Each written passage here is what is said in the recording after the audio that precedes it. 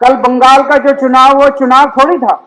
पिछले 3-4 महीने से हम देख रहे हैं क्या तांडव चल रहा है बंगाल के अंदर। उसी तरह से उन्होंने बिहार के अंदर किया, उसी तरह से उन्होंने महाराष्ट्र के अंदर किया, उसी तरह से मेरी अपनी विधानसभा दिल्ली विधानसभा जहां पे हम बैठे हैं अभी, जब मैं जेल गया उसके पहले इस विधानसभा में 1,48,000 वोट थे। जब मैं लौट के आया उसमें 1,06,000 वोट बचे थे। 42,000 वोट इन्होंने 6 महीने के अंदर कटवा दिया। मैं पिछली बार 30,000 वोट से जीता था, 42,000 वोट कटवा दिए, मैं 3,000 वोट से हार गया। जीत कैसे सकते हो जब आप सारे वोट कटवा दोगे?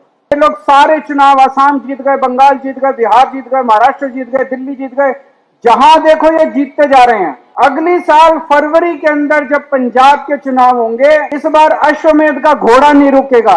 पंजाब के चुनाव के बाद मोदी सरकार गिरेगी, देश के अंदर मोदी सरकार का अंत। पंजाब का चुनाव मोदी जी का आखिरी चुनाव होगा। देख, बंगाल में बीजेपी की प्रचंड जीत पर बड़ा खुलासा हुआ है।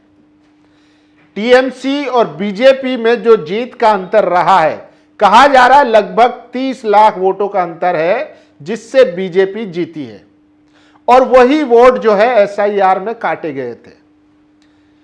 तो इसका क्या मतलब है, और क्या अब चुनाव आयोग पूरी तरीके से निष्पक्ष नहीं रहा है?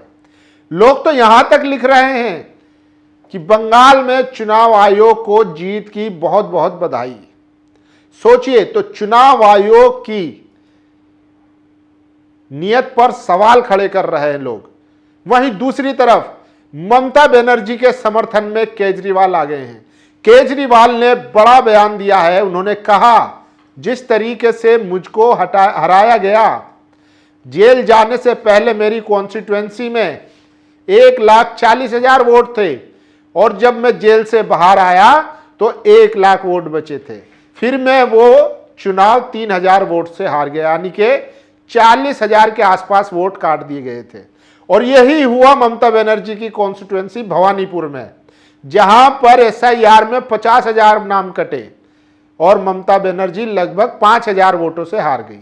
और यही हुआ तमिलनाडु में एमके स्टालिन की विधानसभा में, जहां पर लगभग इतने ही वोट कटे एसआईआर में, और वहां भी एमके स्टालिन मात्र 8,000 के अंतर से वो चुनाव हार गए। तो क्या विपक्ष के बड़े नेताओं को जानबूझकर हराया जा रहा है? और इस पर असदुद्दीन ओवैसी ने जो कहा है उसको तमाम पार्टियों को सुनना चाहिए कि एसआईआर को आप लाइटली ले रहे हैं, और हकीकत में लाइटली लिया जा रहा है। ओवैसी लगातार बार बार कहते आए हैं कि एसआईआर दरअसल एनआरसी है, एनपीआर है, बाकायदा उसके रूल उसमें लिखे हुए हैं, और ये सिटीजनशिप से जोड़ रहा है। सोचिए, लेकिन चूंकि ओवैसी मुसलमान है और सीए एनआरसी मुसलमानों के लिए बहुत बड़ा मुद्दा है, तो ओवैसी को इग्नोर कर दिया गया। उन्होंने अभी भी तेलंगाना में रेवंत रेड्डी सरकार को चेतावनी दी है कि अगर आपने इसको सीरियसली नहीं लिया तो फिर नतीजे आपको भी भुगतने पड़ेंगे। तो सोचिए कैसे एसआईआर में जो वोट कटे हैं और उतने ही वोट से आखिर बीजेपी जीत गई। और ये पहली बार नहीं हुआ, इससे पहले जहां जहां एसआईआर हुआ है वहां वहां बीजेपी प्रचंड बहुमत से जीतती हुई आई है। सोचिए, 2024 में 400 पार का नारा लगा था, लेकिन बीजेपी 200 साढ़े 200 सीटों पर सिमट गई। तभी उसको लगा और समझ में आया कि जनता में नाराजगी है, हमारी पॉपुलैरिटी कम हो रही है। इसीलिए उसके बाद से एसआईआर का फॉर्मूला आया, और जहां जहां एसआईआर हो रहा है वहां वहां बीजेपी प्रचंड बहुमत से जीतती जा रही है। आप सोचिए, क्या एंटी इनकम्बेंसी सिर्फ विपक्ष के राज्यों में है? ममता बनर्जी 15 साल से थी, वहां कह रहे हैं कि उनकी गुंडागर्दी से हताश और निराश जनता परेशान थी। तो क्या गुजरात में पिछले 25 साल से बीजेपी है, वहां कोई एंटी इनकम्बेंसी है ही नहीं? मध्य प्रदेश में पिछले 20 साल से सरकार है बीजेपी की, क्या वहां भी एंटी इनकम्बेंसी नहीं है? मतलब जहां जहां बीजेपी है वहां एंटी इनकम्बेंसी है ही नहीं, वहां सब चंगा है, लोग बढ़िया से खा रहे हैं, पी रहे हैं, महंगाई ना के बराबर है, और सारी सुख सुविधाएं मिल रही है। तो ये सवाल खड़े करता है, और सवाल खड़े करता है जो एसआईआर में बंगाल में हुआ। लगभग 90, देखिए योगेंद्र यादव है, बार बार लगातार वो चेतावनी दे रहे थे, लेकिन कौन समझाए। पार्टी सीरियस नहीं लेती है, उन्हें अपनी ताकत पर भरोसा होता है, घमंड पर भरोसा होता है कि हम तो मजबूत स्थिति में है, हम जीत लेंगे। लेकिन फिर खेल होता है SIR का शुरू। सोचिए, बंगाल में टोटल 90 लाख लोगों का नाम कटा लिस्ट से, उसके बाद 27 लाख लोगों ने ट्रिब्यूनल में अर्जी दी कि हमारा वोट है। उस पर सुप्रीम कोर्ट ने कहा कि नहीं, आपका वोट देना जरूरी है, अगले चुनाव में दे दीजिएगा। तो आप इससे समझिए, और वही 30 लाख का डिफरेंस है बीजेपी और TMC की जीत में।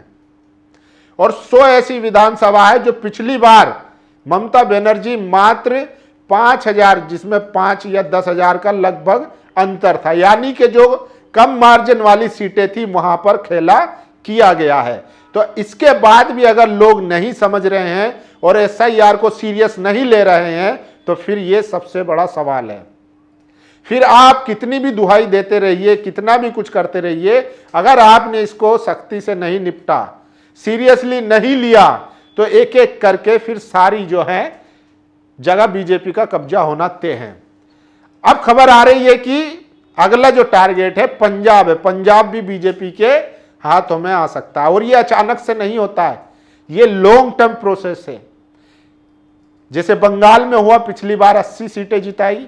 सोचिए 2016 में वहां पर सिर्फ 3 सीटें थी बीजेपी की, 2021 में वहां पर कितनी हो जाती है, 80 के पास, और तीसरी दफा में वहां 200 पार। तो धीरे धीरे धीरे धीरे जो है इस प्रोसेस को किया जा रहा है। यही जो है पैटर्न केरला में, बंगाल में, तमिलनाडु में अपनाने की भी कोशिश की जाएगी। बंगाल में राघव चड्ढा को बीजेपी में जाना, पार्टी ज्वाइन करना, यह भी संकेत देते हैं कि पंजाब में भी खेल शुरू हो चुका है। वरना आप सोचिए कि अगर एंटी इनकम्बेंसी है तो क्या 25 साल में गुजरात में बीजेपी सरकार है, वहां एंटी इनकम्बेंसी नहीं है? और अगर एंटी इनकम्बेंसी है तो मध्य प्रदेश में क्यों नहीं है, यूपी में क्यों नहीं है पिछले 10 साल से? क्या सिर्फ ममता बनर्जी, तमिलनाडु और तमाम जो विपक्ष के राज्य हैं वहीं पर एंटी इनकम्बेंसी होगी? तो ये सारी चीजें सवाल खड़े कर रही है सीधे चुनाव आयोग पर। अब लोग सीधा चुनाव आयोग को बधाइयां देना शुरू कर चुके हैं। आप लोग क्या सोचते हैं, क्या वाकई में चुनाव आयोग की निष्पक्षता पर सवाल उठाया जा सकता है? केजरीवाल ने भी कहा है कि जब मतलब ये बंगाल में लग रहा है कि चुनाव ही नहीं हो रहा है, ऐसा कैओस खड़ा कर दिया गया है पिछले 6 महीने से ममता बनर्जी के खिलाफ, मानो चुनाव नहीं कोई जंग लड़ी जा रही हो।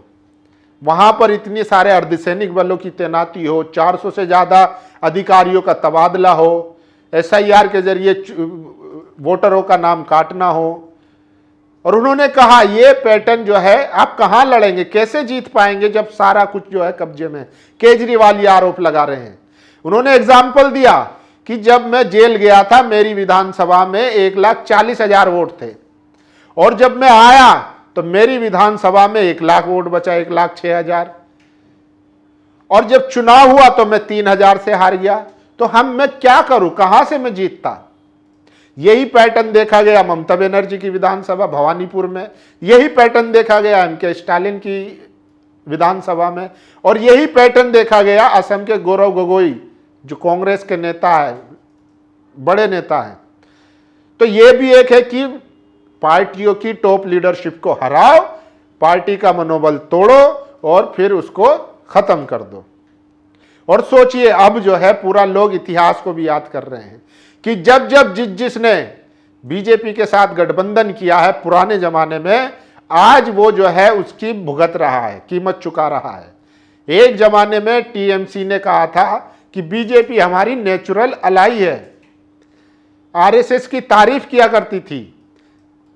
क्यों? क्योंकि उसको लेफ्ट कैडर को दूर रखना था। बीजेपी को जो है वहां पर स्पेस दिया गया, और आज वही बीजेपी उसको खा गई, निगल गई। निगली तो सही, लेकिन किस तरीके से वहां पर हिंसा हो रही है, TMC के वर्करों को मारा जा रहा है। जो विधायक हैं और वो अब चुनाव हार गए TMC के, तो बीजेपी कार्यकर्ता उनको मार रहे हैं जब वो स्ट्रांग रूम से बाहर निकल रहे हैं, काउंटिंग सेंटर से निकल के जा रहे हैं। तो सोचिए, बच्चा बच्चा मुसलमानों को देखकर जय श्री राम के नारे लगा रहा है, उनको उकसाने की कोशिश कर रहा है। तो आप समझिए, लेकिन इस बीच एक तस्वीर भी निकल कर आई है कि सारे बीजेपी समर्थक जो है वो भक्त नहीं है, सिर्फ हिंसा में बिलीव नहीं करते। देखिए, बंगाल की तस्वीर है, मुसलमानों का एक जनाजा जा रहा था, लेकिन बीजेपी वाले जश्न मना रहे थे। लेकिन जब उन्होंने देखा जनाजा जा रहा है और जश्न मना रहे हैं, तो उन्होंने कहा कि आप लोग पहले निकलिए, किसी की मैयत जा रही है, और वो साइड हो गए। लेकिन उनमें कुछ थे शरारती तत्व, उन्होंने गड़बड़ करने की कोशिश की, लेकिन बाकी लोगों ने उन्हें खामोश करा लिया और बहुत ही शानदार और शांति के साथ उनको निकलने दिया गया। तो देखिए, पॉलिटिकल आइडियोलॉजी अपनी जगह है, लेकिन आप जीते हैं, जश्न मनाइए, सेलिब्रेट कीजिए, लेकिन हिंसा करना यह कहां तक सही है। और सोचिए, बंगाल हो या असम हो, ये जो चुनाव हुआ है, ये पैटर्न बताता है कि बीजेपी ने हिंदू बनाम मुस्लिम ये चुनाव कर दिया है पूरी तरीके से। बंगाल में आप देखेंगे तो टीएमसी के 80 में से 31 से ज्यादा विधायक मुसलमान हैं, कांग्रेस के दोनों विधायक मुसलमान हैं, सीपीएम के विधायक मुसलमान हैं, और वो बाबरी मस्जिद वाले हुमायूं कबीर 2 सीटों से जीते हैं, मुसलमान हैं। ऑल इंडिया सेक्युलर फ्रंट जो जीता है वो भी मुसलमान है, और बाकी बीजेपी में एक भी मुसलमान नहीं है। तो अब पैटर्न समझ आ रहा है कि लगभग जो हिंदू वोट है, लगभग 70 से 80% वो बीजेपी को गया है, और मुसलमान वोट जो है वो सारा कांग्रेस और टीएमसी को गया है। यही पैटर्न जो है असम में देखने को मिला।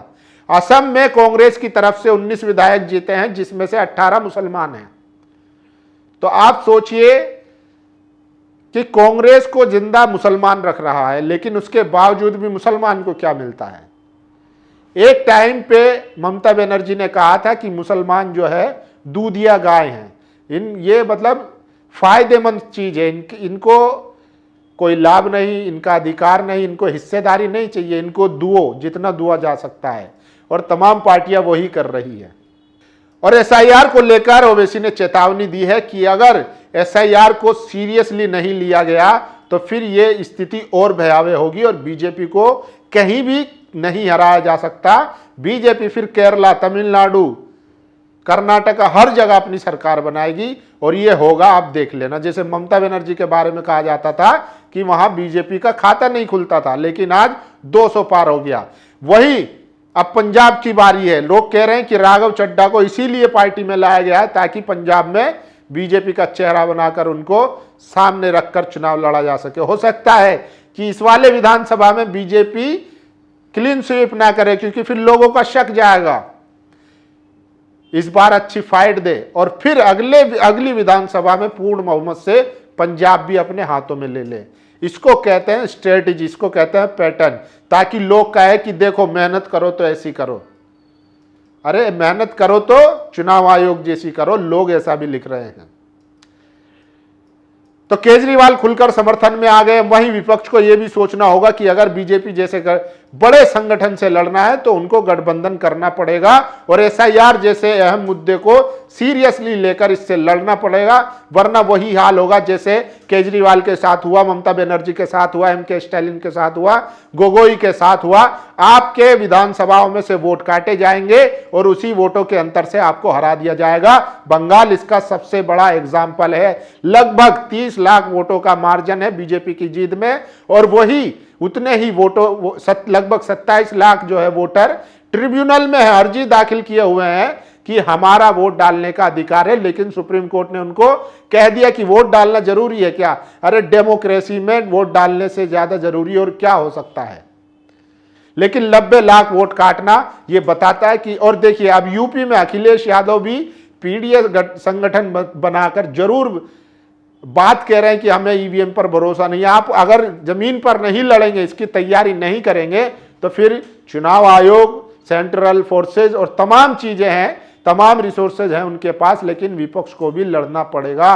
केजरीवाल ने कहा है कि अब जनता को ये लड़ाई लड़नी पड़ेगी, क्योंकि अगर आपके जब वोट ही काट दिए जाएंगे तो फिर आप कैसे जीतेंगे।